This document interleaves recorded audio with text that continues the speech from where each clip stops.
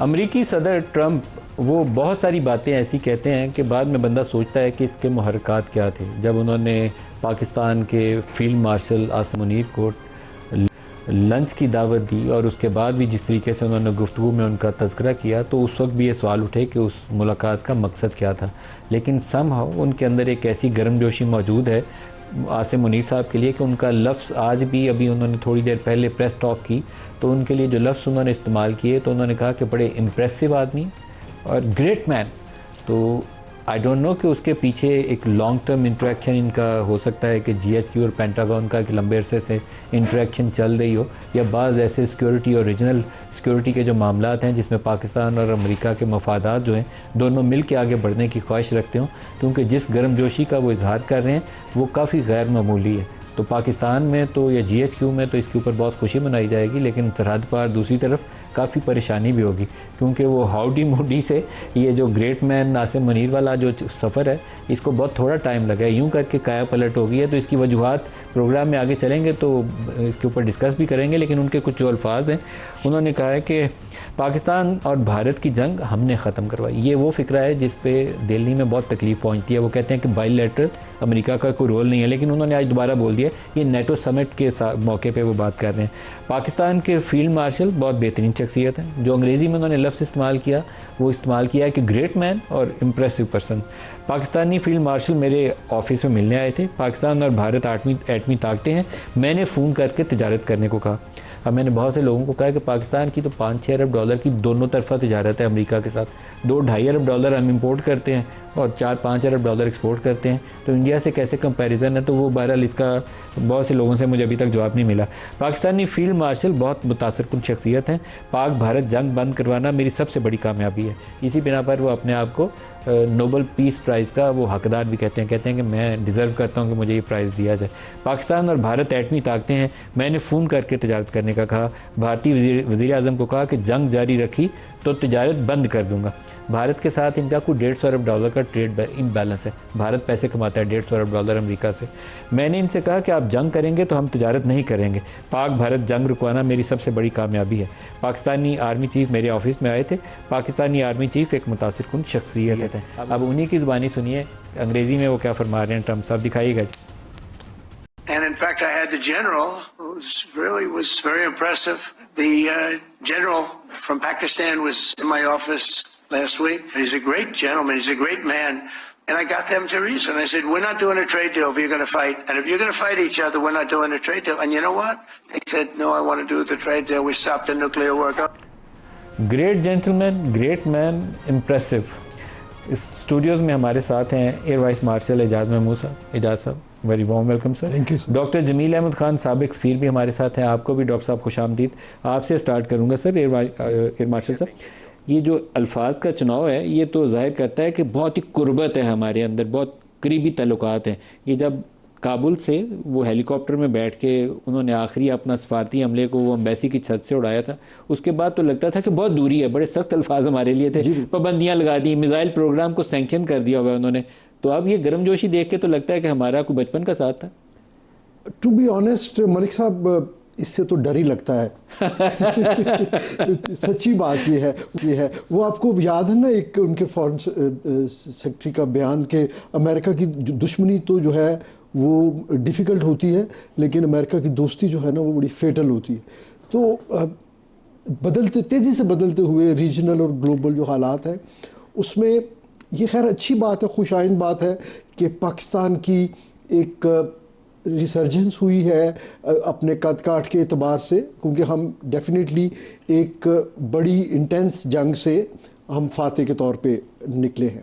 تو لیکن پھر بھی یہ جو ایک بالکل سوئنگ موڈز ہے نا وائٹ ہاؤس میں، اس پہ ہم ٹرسٹ نہیں کر سکتے میری ذاتی رائے میں. ارے لاسٹ ٹائم بہت سارے وہ لوگوں کو پتہ نہیں یاد ہے کہ نہیں، جب Imran Khan as prime minister Trump کے ساتھ وائٹ ہاؤس میں بیٹھے ہوئے تھے نا، تو یہاں ہماری اسٹیبلشمنٹ میں بھی بڑی گرم جوشی پائی جاتی تھی. اور وہ کشمیر کے مسئلے کے اوپر لگتا یہ تھا کہ کشمیر تو حل ہوا ہی ہوا، اور عمران کے لیے بھی وہ یہی کہتے تھے کہ گریٹ مین اور یہ کچھ. واپس آئے تھے عمران خان تو چند دن بعد ہی 5 اگست 2019 ہو گیا تھا, چند دن لگے تھے, انہوں نے اس کی خصوصی حیثیت ختم کر دی تھی.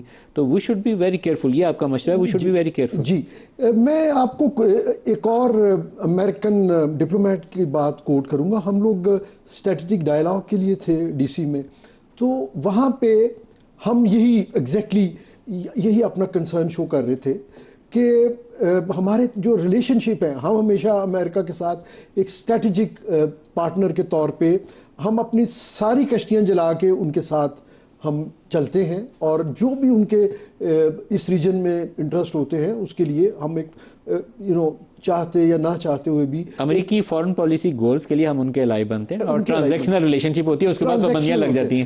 تو اس ڈپلومیٹ نے ایک بڑی اچھی بات کہی, مجھے ابھی تک اس کے الفاظ یاد ہیں. اس نے کہا کہ ایکچولی یہیں پہ پرابلم ہے. اس نے کہا ایگزیکٹ اس کے ورڈز یہ تھے کہ this is a typical case of expectation management, کہ آپ ہم سے کچھ اور ایکسپیکٹ کرتے ہیں, ہم ڈالر ایکسپیکٹ کرتے ہیں, ہم کہتے ہیں ہمیں F-16 دے دو, ہم جو آپ سے ایکسپیکٹ کرتے ہیں آپ بھی وہ پورا نہیں کرتے. اگر آپ کو یاد ہو, پریزیڈنٹ مشرف کیمپ ڈیوڈ میں بلائے گئے, اور وہ بھی جارج بش کے ساتھ بڑے اچھے جو ہے ان کے اس وقت کلوز جو ہے لیڈرز میں سے تھے, اور یہ سوئنگ آئی تھی کلنٹن کے اس وزٹ کے بعد, جب وہ پاکستان میں 12 گھنٹے کے لیے آئے تو وہ انڈیا سے واپس آتے ہوئے جب چوکے گئے تھے, تو انہوں نے کہا کہ I would not like to be photographed with the dictator.